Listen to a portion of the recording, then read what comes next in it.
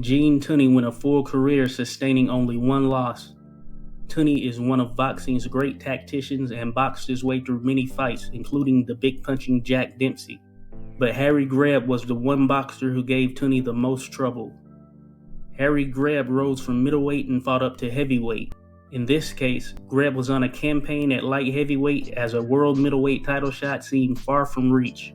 On May 23, 1922, Gene Tunney and Harry Greb met at the Madison Square Garden in New York with the American light heavyweight title on the line.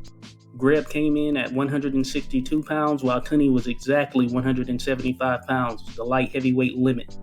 Greb was about as unconventional a boxer as the sport has ever known. There have been those that compare this style to that of Henry Armstrong, given the work rate of each fighter. Stylistically, Armstrong worked well on the inside pocket where he would outpace and outpunch most of his opponents. On the other hand, Greb could work his trade from the outside while throwing several looping shots from all angles and most often winning the battle of attrition. Greb would primarily work from the inside later in his career when he lost vision in one eye. Tunney was a scientific boxer who studied his opponents and trained to take on his opponent's style. Tunney brought his jab from a low angle, which proved to be his most effective weapon and allowed him to control distance. Tunney was a very conventional fighter who possessed astute skills that were mastered through repetition. This made for an interesting style clash, as based on what we know of Greb, it wasn't a style that was easy to duplicate, which is why he stood out and won many fights. Whatever game plan Tunney had leading into the fight went out the window in the first round. Greb rushed him and started to throw several shots in his aptly nicknamed windmill fashion. Greb also worked his way inside where he clinched and punched to land anything while tied up. Greb even staggered Tunney before the round ended. In the second round, Greb employed a similar tactic to the first, but Tunney was able to get off some hard shots of his own as Tunney started to punch in clinches and took a particular aim at the body. Conventional fighters typically use their skills to maintain their most favorable attributes instead of slugging it out.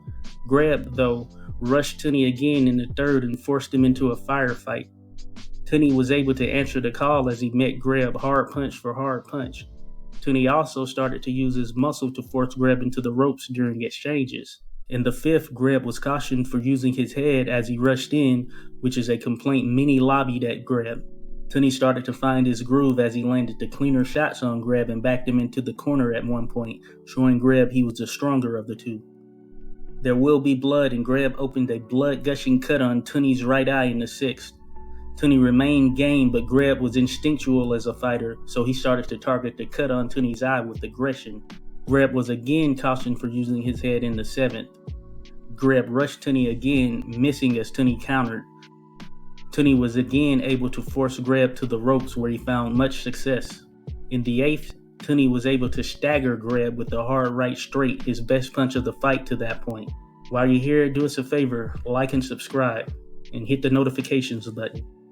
However, Greb maintained his relentlessness as he battered Tunney's right eye.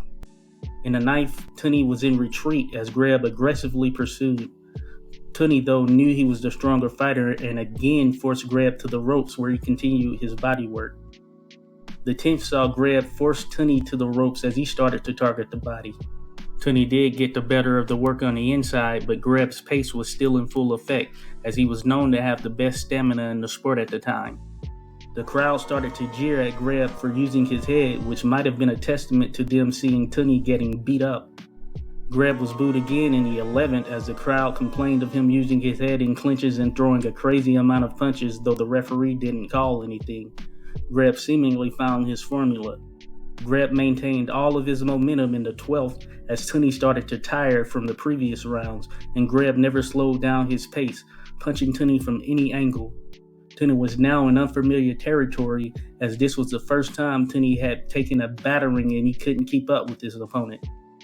By the 13th round, both of Tunney's eyes were bleeding and he could hardly see. Greb continued his onslaught and again staggered Tunney, who was in full retreat as he had no answer for Greb. Greb rushed Tunney in the 14th, looking as though he was as fresh as when the fight started. He continued to lay into Tunney, targeting his right eye with left and rights, forcing him on the back foot throughout. In the 15th and final round, Greb was all over Tunney, dismantling him with a windmill of shots, forcing Tunney back. Tunney was exhausted at this point and had to be aware that he would suffer the first loss of his professional career. Greb was a 3-1 betting favorite coming into the fight and won the decision over Tunney unanimously. We used Fight Night Scores, the most comprehensive scoring platform in the world, to calculate scores based on the round-by-round analysis that was provided by the Omaha Bee newspaper. Greb won 11 of the 15 rounds in total control by the end of the fight. This lopsided beating was an eye-opener, no pun intended, for Tunney. Based on what we were able to gather when looking at the fight in its totality, we walked away with the following observations on why Greb was able to beat Tunney. 1. Greb possessed insane stamina, and being a smaller man, this proved to be his signature attribute, as Tunney wasn't able to keep up with Greb's pace. 2. Greb hit Tunney with so many shots from so many angles that there wasn't a way to entirely prepare for such an onslaught. The unconventionality of his style seemingly caught Tunney by surprise. 3. Greb was known to have great footwork, which allowed him to jump in and out while throwing a multitude of punches. This made it hard for Tunney to keep up and land shots of his own.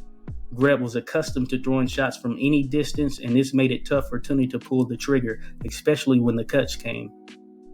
4. Greb roughed Tunney up and made the referee do his job. There wasn't a moment in the fight where Greb wasn't throwing punches, even if they were considered borderline fouls. For Tunney, he couldn't take advantage of the inside or outside boxing and likely didn't force Greb's hand enough during the clinches, which is where the stronger man often prevails. 5.